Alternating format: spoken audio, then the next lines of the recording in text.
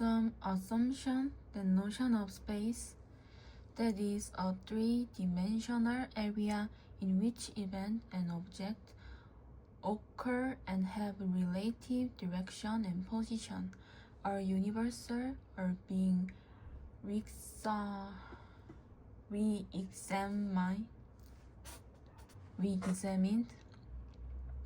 Stephen Levinson showed that systems of spatial reckoning and description can in fact be quite divergent across cultures. Linguistic difference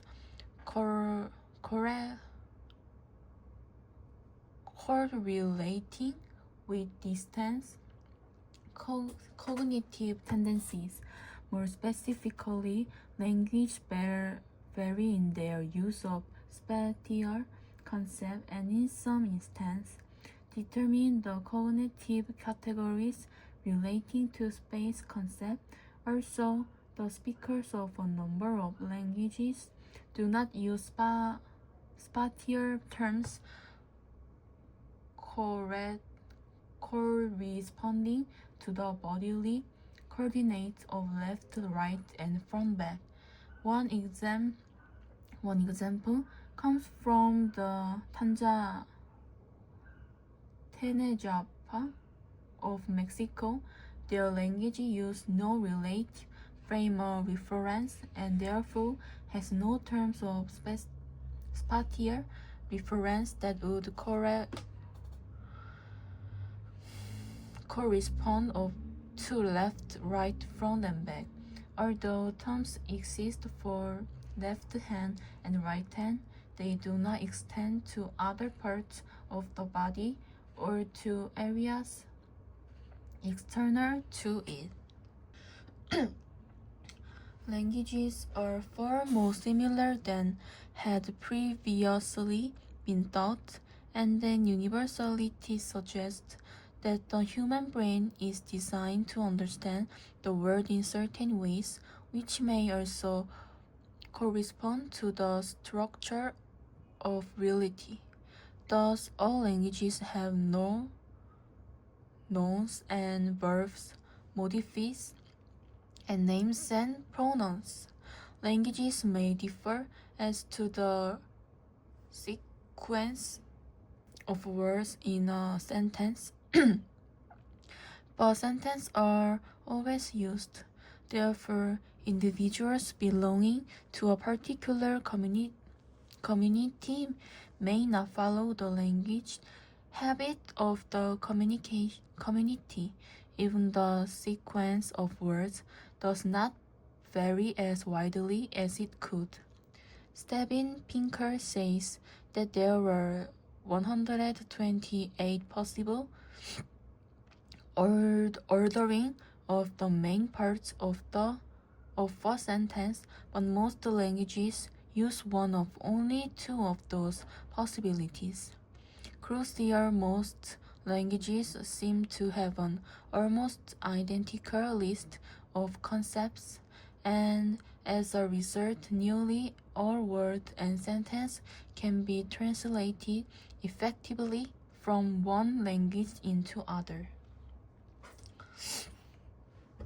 Some firms manipulate the style of their product to shift in incentives of critics to pay attention.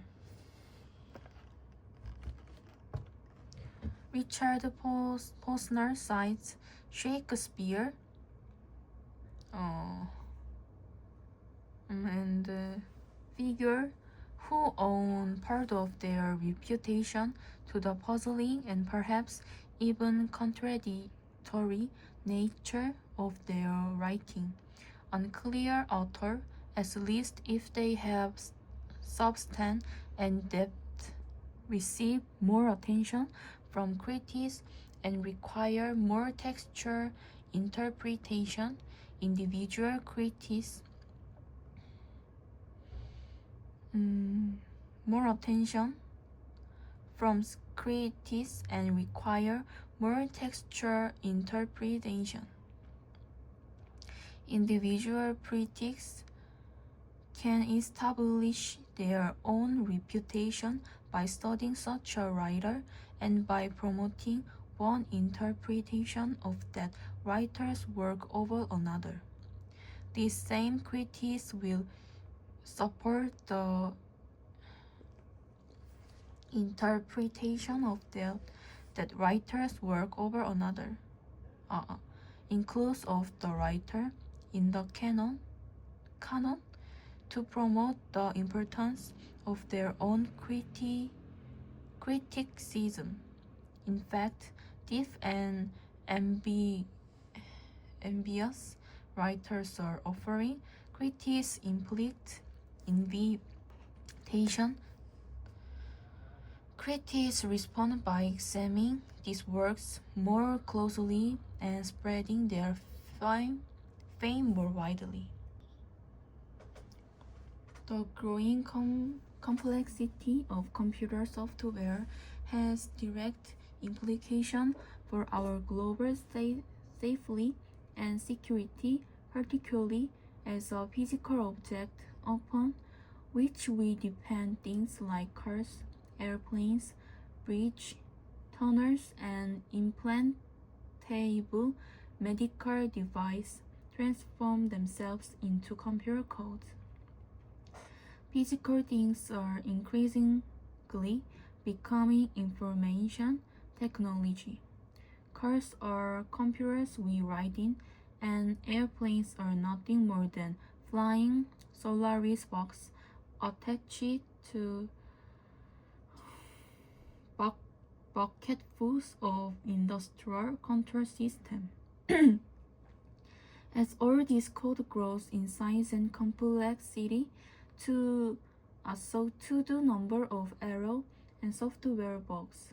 According to a study by Carnegie Mellon University, commercial software typically has 20 to 30 bugs for every 1,000 lines of code.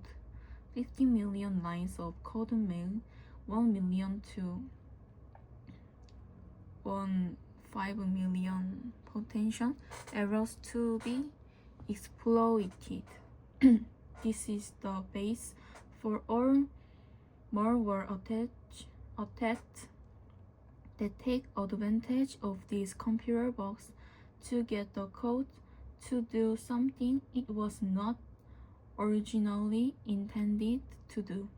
As computer code grows more elaborate, software bugs flourish and security suffers, with increasing consequence for society at large.